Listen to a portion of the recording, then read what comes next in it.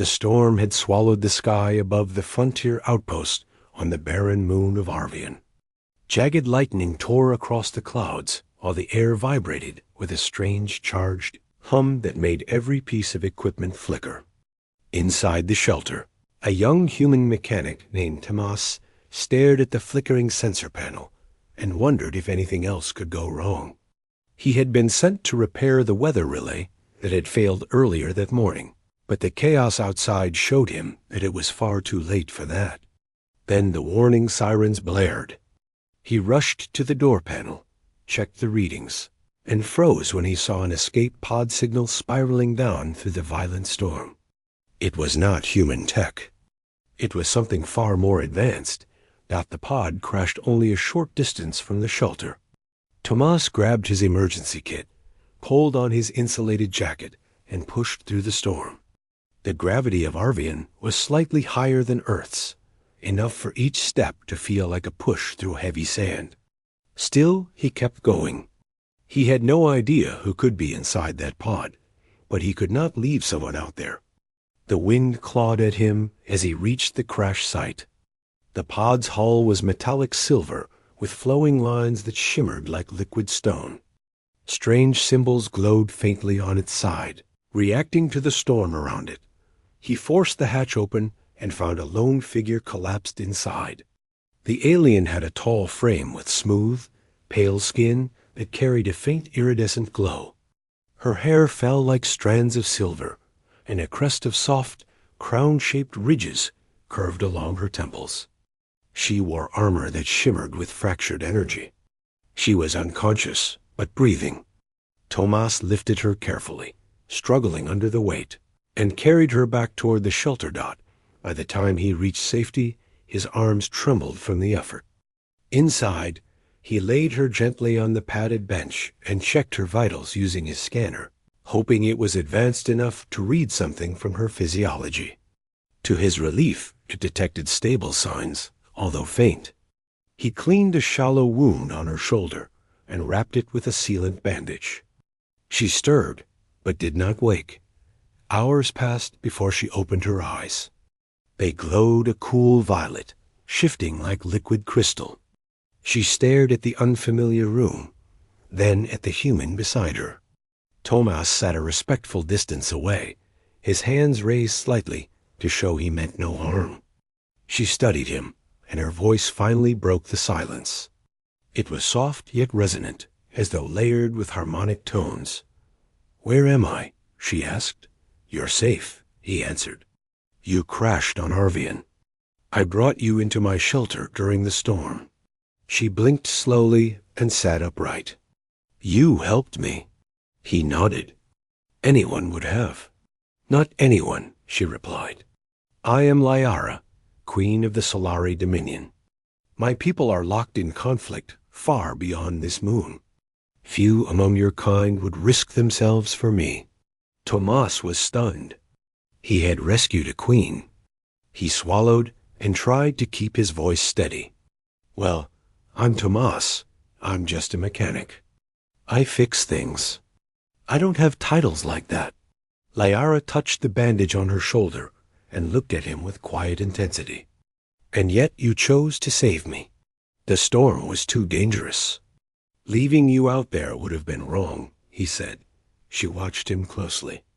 Her expression shifted from confusion to something sharper.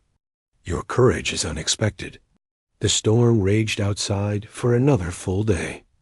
During that time, Tomas repaired what he could inside the shelter and provided Liara with water and the emergency rations humans used on long deployments. She inspected everything around her with controlled curiosity. She asked him questions about human society, about the expansion settlements, and about why he had chosen such a lonely job. He answered honestly. She listened with surprising patience, but at one point she stood near the window, gazing at the swirling storm. "Your actions defy the predictions we were taught," she said. "What kind of predictions?" he asked. "That humans act with self-interest above all," she replied. "That your kind sees advantage as the only measure of worth."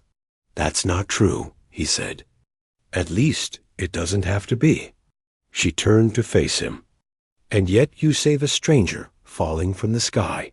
"Because it was the right thing to do," he answered. Liara stepped closer. Her presence carried a calm authority that filled the room. "Where I come from, actions define bonds. A life saved is a vow forged in truth. Among the Solari, one who saves a ruler is bound to her fate unless released by her command." Tomas raised both hands quickly. "Hold on. I wasn't trying to bind anything. I just wanted to help." She tilted her head. "You do not desire recognition for this act." "I didn't do it for recognition." Liara took a slow breath. "Then your intention is purer than most. That is why the vow forms." Tomas frowned. "Vow. In my culture," she said, "the one who saves the queen becomes her chosen. In our histories, it is not merely symbolic. It is a declaration that their paths are joined." Tomas felt his heart jump. "Joined how exactly?" Liara placed a hand over her crest. "Joined as companions of destiny." "That sounds like marriage," Tomas said. "That is how your people might describe it," she replied with complete seriousness. He nearly dropped the wrench he had been holding. "Queen Liara, I think there's been some kind of misunderstanding." She stepped closer, her eyes steady. "There is no misunderstanding. You risked yourself to save me. You tended to my wounds. You offered me shelter without knowing my identity. Such devotion cannot be ignored." "It wasn't devotion," Tomas said quickly. "It was basic decency. For my people," she said, "such decency is rare. We value it more than wealth or power." He shook his head. "But I'm not prepared for something like that. I didn't even know who you were." Lyra's tone softened. "Do you wish to reject the bond?" "I don't want to disrespect your culture," he said. "But I don't think I should be deciding something like this." "You're a queen, and you are the one who saved me," she replied. "Status does not outweigh truth." He stared at her in disbelief. "This is happening too fast." "Time is irrelevant when destiny speaks," she answered. Tomas rubbed his forehead. He had expected to repair a weather relay, not be named the chosen partner of an alien queen. Still, he saw no hostility in her. She seemed genuinely grateful. Deep inside, he felt the weight of responsibility settle over him. He did not want to hurt her feelings or create conflict between their species. He took a deep breath. "Can I ask what this bond means for your future?" Liara nodded. "It means trust. It means cooperation. It means we stand together when challenges arise. It does not demand that we rush into any physical unions, as you might fear. It demands only honesty and shared purpose." He exhaled, relieved. "That sounds more manageable." She smiled gently, and he realized it was the first time he had seen her do so. "Then you do not oppose the vow." "I'm still overwhelmed," he admitted. "But I don't want to turn away from someone who needs help." Liara lowered her gaze respectfully. "Then the bond stands." The storm eventually calmed enough to allow communication through the relay. Tomas repaired it and sent an emergency signal. When the Solari rescue craft arrived, a host of armored guards emerged. They knelt before Liara, but she raised her hand to stop them. She introduced Tomas by stating that he was the one who saved her, and that he was now bound to her as her chosen. The guards looked stunned, and bowed to him with solemn respect. Tomas whispered to her, "You didn't have to announce that publicly." "I did," she replied. "To deny it would be to deny your honor." He felt his face grow warm. "I'm just a mechanic." Liara shook her head. "You are more than you believe." They escorted both of them aboard the Solari vessel. Tomas was shown quarters near Lyra's own. The corridors were illuminated by bioluminescent lines that responded to movement. The architecture flowed like organic stone, graceful and quiet. Tomas had never seen anything so advanced. Liara met with her advisors, who urged her to return at once to their capital. Yet Lyara declared that Thomas would accompany her. The advisors exchanged uncertain looks, but they did not oppose her. She insisted that the vow was sacred and that he had earned a place at her side. During the journey, Thomas asked many questions about the Solari civilization. Lyara answered patiently. She told him about their ancient traditions, their long conflict with a rival empire, and their belief in bonds forged by action. Thomas told her about Earth, its diverse cultures, and the struggles humans faced. She listened closely. When they reached the Solari capital, a sprawling city of silver towers and luminous bridges, Thomas was overwhelmed. The citizens gathered to greet their queen.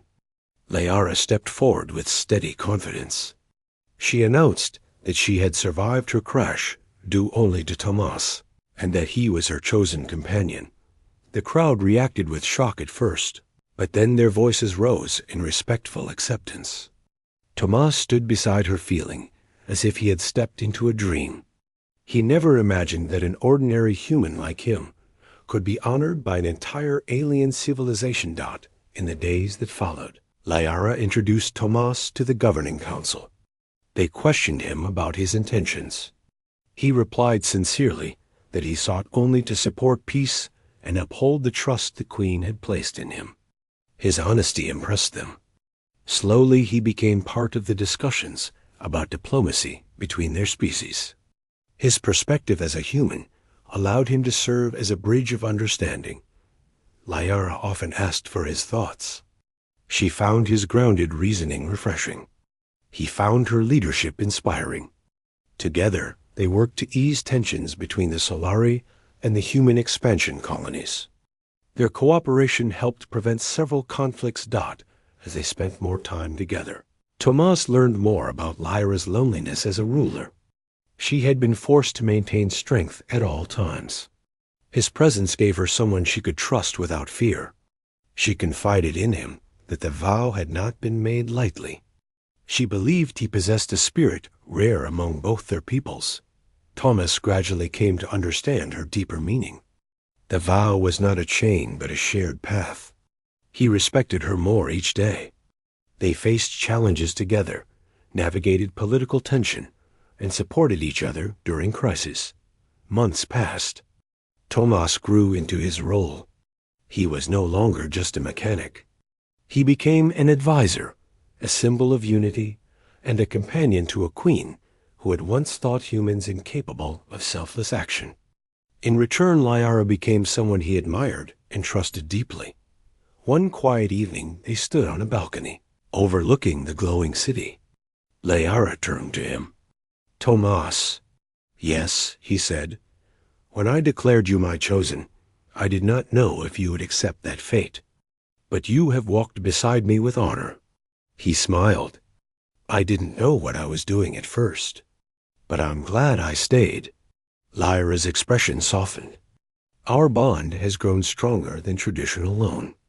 You have become important to my people, and to me." Thomas's heart steadied. "And you to me." The queen stepped closer. "Then the vow that began in a storm has become something true." He nodded. "It has." Lyara extended her hand. Thomas took it with respect. They stood together beneath the silver lights of the Solari capital, a human and an alien queen, bound not by destiny alone, but by choices made and trust earned. Their journey had begun with a simple act of kindness. Yet it had reshaped the future of two worlds, and in that shared future, their bond would guide them forward as equals, companions, and symbols of hope for all who believed that even the smallest act could create a path toward unity.